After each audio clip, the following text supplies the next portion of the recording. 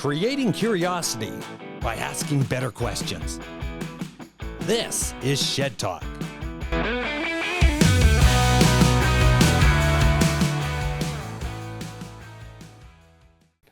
Craig Nadeau.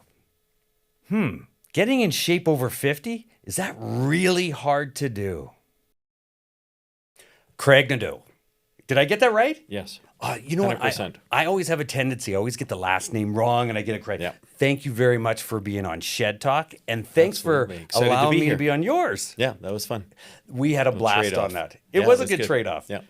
So I have to ask, because I've asked you on here and talking about being in shape over 50. And you're obviously not 51, A little more. 52, More. 53. Yeah, I'm 50. I'll be 57 this year. So 57 years old, and you're in immaculate shape. Depends on your how you view immaculate. Well, Yeah, better, probably better than average. Let's go with that. and you're competing in the WMBF.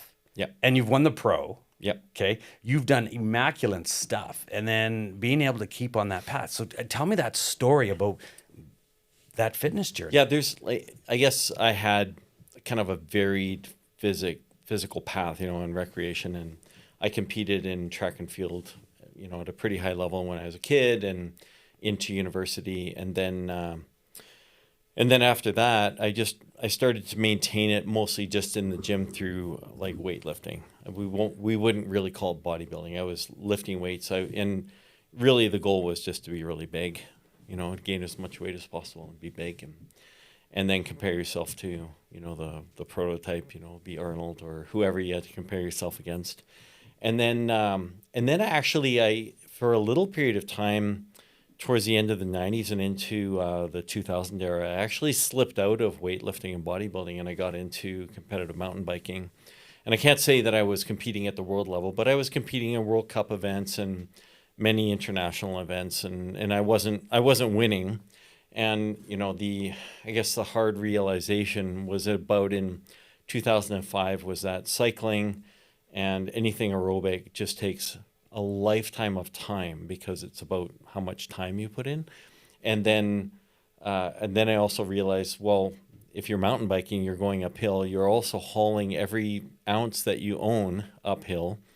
And I was bigger than every competitor. I was always going to be 30 pounds heavier than the guy that would win. And so I guess I realized at some point it was a bit fruitless to continue on that road and stay into competitive mountain biking. And then I slipped back out into weightlifting. And then I just got into the old pattern of, look, I'm just going to be big and I'm going to lift lots of weights. And it's very, I don't know, high school, it makes sense to say it that way. It's very high school. You're just going to compete against everyone else in the gym. You're going to be the biggest guy in the gym. If a bigger guy shows up, you're going to feel bad about yourself for a little while. And then, ultimately, I was in the gym a lot, as I had always been. And then I started meeting a few friends that they had been competitive, and they would say, so you're going to compete? You should compete. You got a good figure. You should compete. And it's like, no, nah, it's not me really. And I guess what was really good at that time was I had no recognition whatsoever of how much weight I potentially would have to lose to be able to be on stage. And so I had gotten up to, before I competed the first time, I think I had gotten up to I was probably 230. And then I stripped down to, when I, made that leap, to start competing, I stripped down to, I think it was 184 or something like that. So I came down quite a lot in just, in a few months, and you've done it, and it's, it's a beast. And then you get there and it's like, whoa, I could have lost another 10 pounds and still have been in a good spot. And so then you get on stage and it's just a bit of a bug attached to it. You get it in there and it's fun, and there's something about it. It's nice to be up there and and then you compete testing yourself. Yeah. And I think the other thing too was, maybe when I was younger, I think when I was younger, there's less barriers because you don't get injured as much. Your body can change maybe faster, I'm not sure. But as you get older, you're always pushing up to that injury line. And, you know, you're desperately trying not to cross it, and you probably are crossing it accidentally. And then I guess for me, one of the nice things about the competitive environment was that it gave me a deadline. And it, you know, it allowed me to say, I want to do this by this point, and it caused me to be disciplined. And I really enjoyed that. And so I had always been disciplined in mountain biking and in track and field long before. But then I think my weight room experience up to that point had never been very disciplined. It had just been, you go in, you do chest, and then you go in again and you do chest, and you just keep going in, and you're just doing the same thing over and over again. So it was a good experience. And actually, you know, funny side point, I had not been a fat kid by any means when I was young, but I had never seen my abs until I was over 50. So that was, to me, it was a little shocking. So I had always had a smooth pack. So then you realize what a six-pack truly meant to grow. Yeah, and it was always under there, probably. You know, I just never seen it. So it's interesting because we talk and we're talking back and forth. Okay, here's weightlifting. Here is WMBF. We're doing competitive bodybuilding. Oh, yes, it's hard. Yes, you got to be motivated, determined, and we're talking about. But the one thing, and we actually take it for granted, is, and it's $1 billion industry, and we talk about the diet. Everybody talks about the diet. Oh, I got to go on a diet. I got to go on a diet. And as listening to you or talking to me, well, you know, we're up at 240, we dropped down to 185, and we could have been leaner.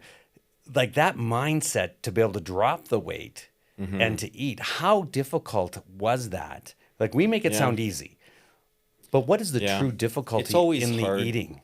The eating part's always hard. And I guess, you know, kind of the foreshadow point is that the word diet, I think we use, carries a lot of emotional components to it. And, you know, whereas diet is, you know, I could ask anyone on the street, what do you eat on a regular ongoing basis? And that's their diet. But then we apply this other meaning that we're going to lose weight with it or possibly gain weight with it.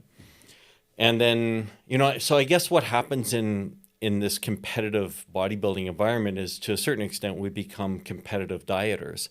And then you start to examine yourself and your interactions with food and your interactions with your hormones and emotions and whatnot. So for me, I guess for me, I can be motivated through embarrassment, and I wouldn't want to be embarrassed by being too big on stage. And so it was at the macro level, it was fairly easy to get my head in that space that I need to lose weight. At the micro level, that's where it's a lot more challenging, probably for most people, is, you know, you'll get to some point in the day and all those hormones are just hitting you left and right, and it's telling you need to eat. And that's what your body's designed to do. That's what it's supposed to do. It's supposed to keep you fed, not in starvation. So it, you know, basically trying to be satisfied or just feel full is tough. And so one of the interesting components of this, which Dr. Eric Trexler, who's a wonderful scientist and a podcaster, speaker, he came out not that long ago with a really great podcast that talked about essentially 7 modalities essentially to being able to manage hunger and satiety. And they were fascinating, and they, you know, and I guess I wish I'd listened to that or heard about it. It didn't exist, but I wish I'd heard about it 5 years sooner, and just how you deal with those hunger cues that we all have. And so, you know, one level, you get a brand new person, bodybuilder, who's not studied diet, not studied themselves even, and you say, you got to eat this and lose this amount of weight. And the reality is what we don't give them is, you're going to be starving at 2:30 in the afternoon, and here's how you're going to deal with it. Like, we don't give them that. We just say, here's your how much food you got to eat. And so it's interesting that we do that. So for me, it wasn't the worst. So I got to go back. Yeah. So you just mentioned it's 2:00. Yeah. So what is the hack? Yeah. Like, I guess So I'm starving at 2:00.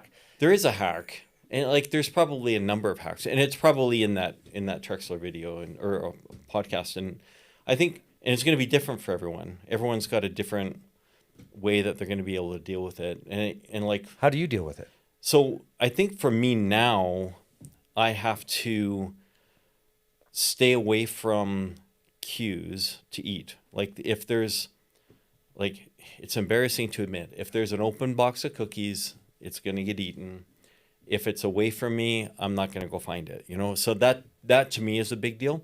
But the other thing that was really groundbreaking, I think, is this concept of not having to interact with your own emotions. Like it's a Zen Buddhist or a modern Buddhist sort of concept where those emotions and those cues that come purely from, you know, what's going on in your body, you can choose to interact with them or not. So anger, hunger, sadness, happiness, you don't have to interact with those emotions in yourself. And so once you start to command control over them, then you can be better at really anything. It's not just diet, but anything. And diet's a great one to learn from because the cues are so in your face. And that's where, because when I was asking about that, so 2:00 comes in, and from my experience is that, all right, I get hungry, and then there's 2 points, because I keep my food very clean. No spices, like very blah, which is awesome. But then all of a sudden I'll get that craving, and I have to have a big glass of water. And it's like, okay, have the water, and then that's it, and I have water. And it was like one of those things. All right, here I go, and then I have to create an action.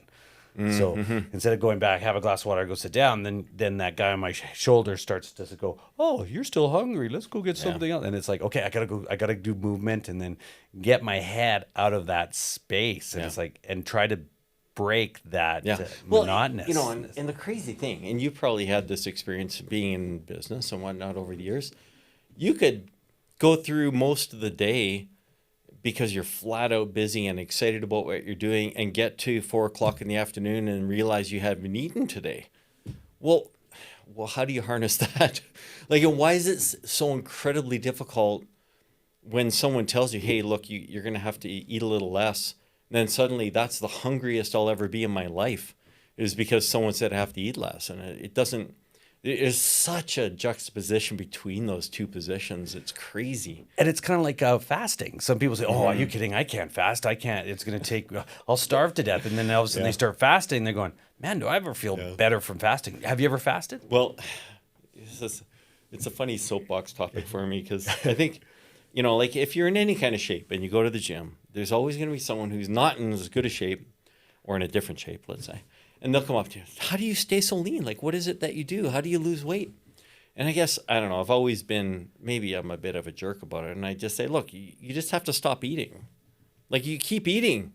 And they're like, oh, no, that's not healthy. And like, you can't do that.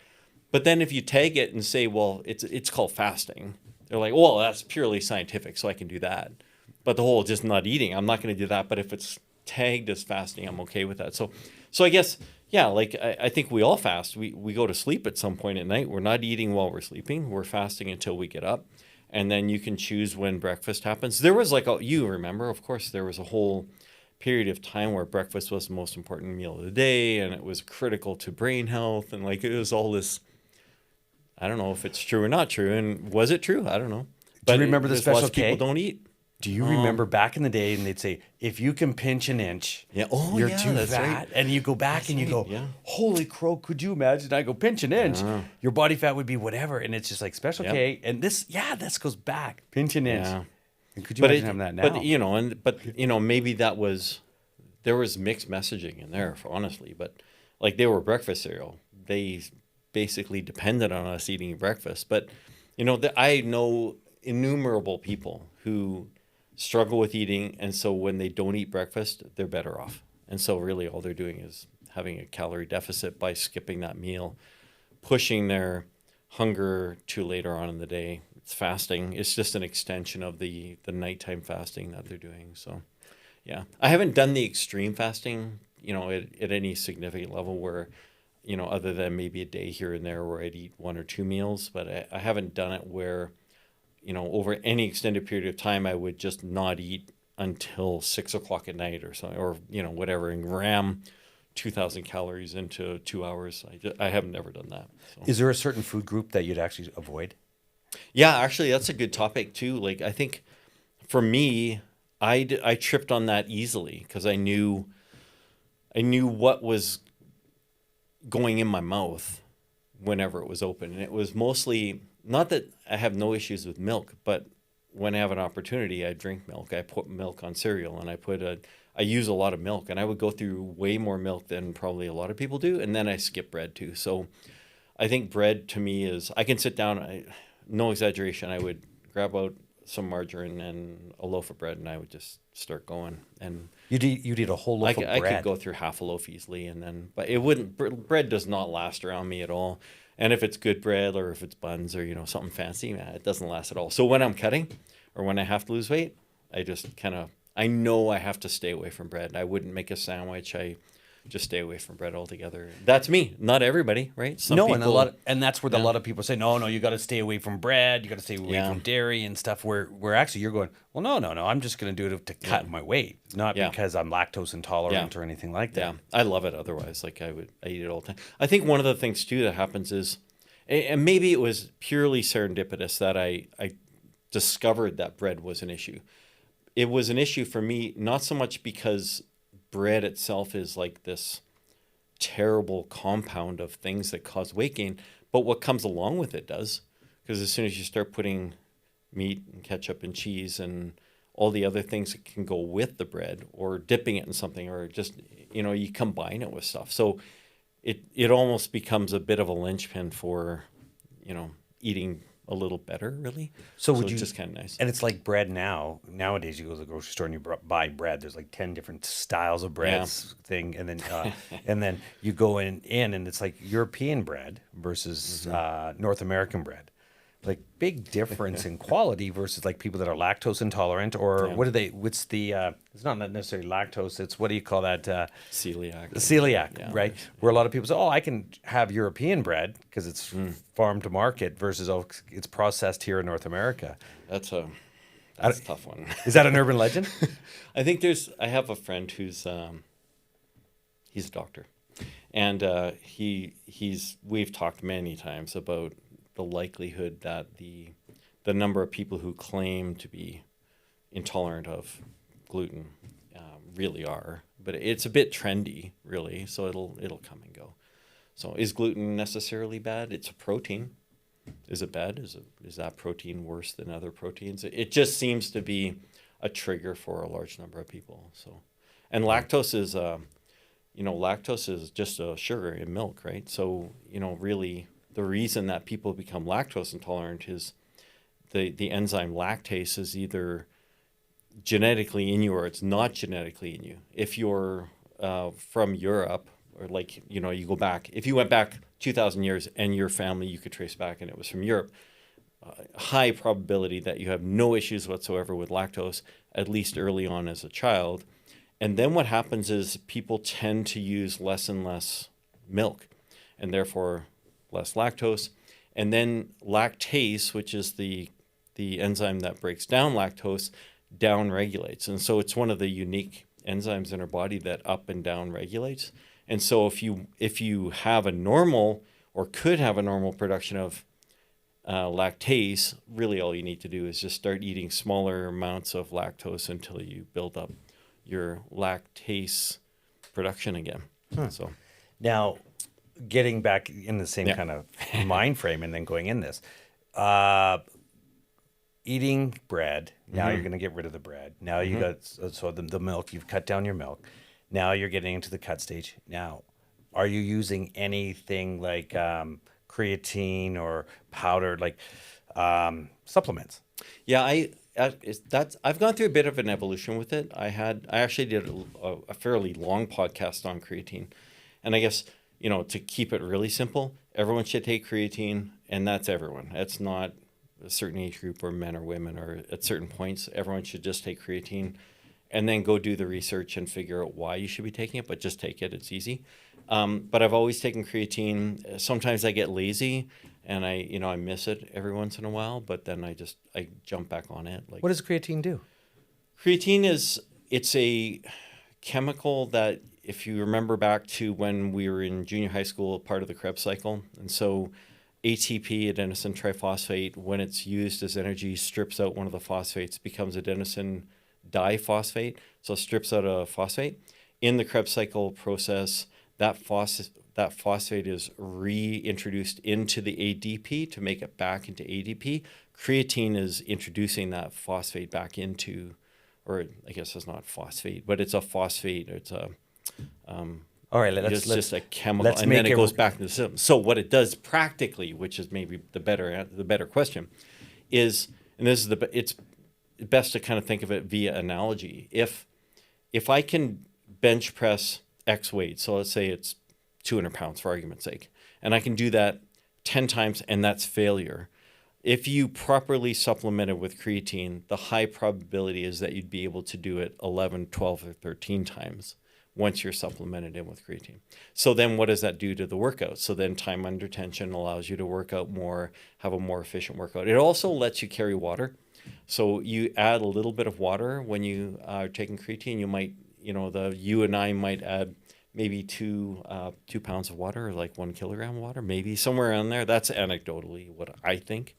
And then it also has cognitive process value, like it's being prescribed, not prescribed because that's not like a pharmaceutical, but it's being prescribed to people with dementia and Alzheimer's, is neuroregenerative possibly, and sort of neuroprotective certainly. So it's so basically when I say everyone should be taking it, it's really everyone, even an older generation. It doesn't work out at all.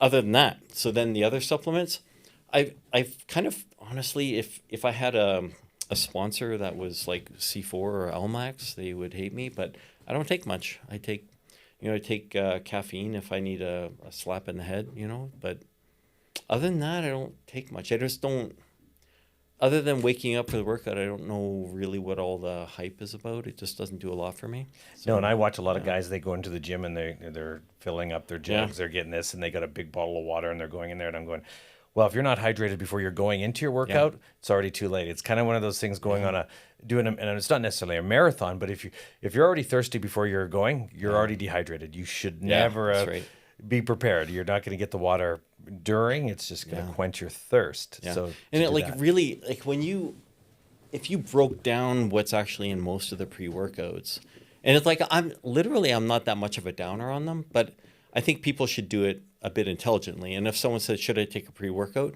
I would answer, you could take a pre-workout. It's not necessary that you should take a pre-workout. And really, it just breaks down to just a couple different things, really, except for in the case of carnitine. But you have something that is a stimulant. It's usually caffeine. Most of the time it's caffeine. Then you also have something in there that's going to give you a pump, whatever that is, and what does that mean by pump? So, right. And so maybe the third thing would be something that gives you like carnitine, which gives you some endurance. But the pump is the weird thing in it. Maybe that's the part that I've kind of pushed back on, is like, pump is simply when your blood vessels grow, essentially. So to use the non-technical term, they're bigger, they hold more blood, your muscle holds more blood. It just drives more blood into those soft tissues, right? So why? Like, why is that good? And so I guess I've questioned it. And I know that there is some study that shows that, having that pump component does actually grow muscle. But is it, absolutely critical to have it all the time? And when you start to look at the expense, like it would be hard, you'd be hard pressed to find a pre-workout that doesn't cost a minimum of $1 a serving. So then you're looking at, if you're going to the gym, you're really looking at almost the price of a membership per month on pre-workout, and so then why not get a bottle of caffeine, which would have possibly more and certainly is caffeine versus what might be in the pre-workout. Take caffeine via tablet, then you're dosing it exactly how you want it at the time you want it at. There's none of this other complicated stuff in it that has questionable, like most of the stuff in pre-workouts has fuzzy science behind it. It's not, you'd be hard pressed to find like hardcore science that you say you have to have this to really survive. And it's interesting because you watch all these people do it and kids take it and you're going, okay. And then when they're asking, I'm going, just it's consistency every day, be here every day, and just work out every day. Just trust the process. And you know what's funny thing is, you remind me of this one funny thing that this one guy said, and he was joking about pre-workouts and all these kids, you know, scooping and dry scooping or whatever, and then he said, look, if you want a good pump when you work out, just have a pizza and something salty and some water, and then go work out. You're going to get a great pump, because that, you know, it's almost a guaranteed pump when you eat something with a lot of carbs and a lot of salt and water, and that's what gives you the pump. So, now to talk a little bit about that, I got a question for you, because just because you said that the pump, you're going on stage. Okay, now your diet's been consistent. It's not like all of a sudden you gotta. There was two camps, because talking with Leo King, with the WMBF, and he said there's two camps. Some guys will say they fast themselves right to the end, and there's another camp, still eat what you're doing. And then just before, is there anything that you take before going on stage? Well, and I pretty much always agree with what Leo says. He's usually like bang on, and I would always trust him. I think where it gets confusing in that last little bit of time is that some people come into that just pre-show stage of a week or 2 weeks, and they're ready. Like, they could have gone on stage a week earlier. But there's an awful lot of people, and it certainly applies to the first, second timers. They're getting to that week before, and they still could lose 10 more pounds. And so they're not like that whole peak week and getting ready for the show type of thing. I think it's a little bit lost on them. And so as a coach, I think the thing you do with those individuals, and where they're not like peeled down to the point that they're going to be perfect on stage, is you're really just letting them experience what happens if you did. But, you know, going on stage, I think for me, I'm a little skeptical too, because I think it takes a certain amount of time for food to go from your stomach into your bloodstream. So it's not instantaneous. You see a lot of coaches backstage and they're like, okay, you're going to need, Kevin, you're going to have to eat 3.5 gummy bears to ensure your perfection on stage. 2 minutes. And it's like, no, it's never been that big of a deal. And if you look at the classic bodybuilders, they don't do it. So I'm usually eating something carbohydrate rich and usually sugary, and you're not going to get fat in the last 5 hours. Do you ever get salt and say, okay, tablespoon of salt? 100%. And most of the best coaches would tell you to. And they would watch you on, you know, as you're going right up to that second before you're on stage. But yeah, taking salt within an hour before a stage has a significant difference. And it could destroy you. It could make you fluffy, right? Like if you take salt and you didn't need it, and your coach isn't, you know, identifying that, then you might take salt and then suddenly you added. But taking salt and not taking water, then what does that do? Like you just... So, and then how long does salt really take to get into your bloodstream? I'm not sure. I haven't seen that study, but and it's interesting, because I remember when we were competing, he said, "Okay, take salt," and go, "Okay, what does that do? Well, that's goes in. It's just gonna eat some French fries, kind of thing, before the day before." And it was really interesting to go, oh, and then all of a sudden the veins start to pop, and then when you start seeing that, and your ash is all serrated, and it's like, holy crow, okay, it's like that's what it is, because you really sometimes, from my experience, is. Do I really know what peak is? Like, okay, getting into it, getting out of it, and understanding that, okay, this is peak. Okay, we're going to get in and get out. Oh, and then you'd hear the story of brain fog. Oh, you're going to have brain fog. You're going to have all this and this. It's like, no, I'm still eating. I'm eating exactly what I'm eating. Yes, I'm just eating less, and I'm very controlled in what I'm eating. Yes, my weight's coming down along the long haul, because we don't compete till November. So I think we're starting the cuts now, right? Everyone's different. I don't know if I want to admit, but everyone's different. Everyone's got a different place to start. Yeah, and I've started because it's such a long going. Okay, if I'm here and I'm watching it, and it's such a unique experience to be able to. You know what's it's interesting, because a lot of people chase the vascularity component, and it's and I guess if someone were like on YouTube and say, I got to figure out what about this vascularity thing, the reality is a large number of people who are wildly vascular are vascular because they're on steroids and they're experiencing hypertension. And that is, I'm not saying that that's a predictor. If you see someone with veins, well, clearly you're on steroids. But there is correlation, a lot of it, because it causes hypertension. But the other thing, there was hundreds of years ago, there was a doctor who discovered it, and the actual process is named after him. I forget what it is, but basically when a person's nervous and they're about to get an infusion or, you know, hypodermic needle, their veins will collapse. Like their veins will just disappear out of the blue. And so what they acknowledged at that point was that when you're nervous or scared, or there's kind of this, you know, fight or flight sort of thing going on in our bodies, our veins just disappear.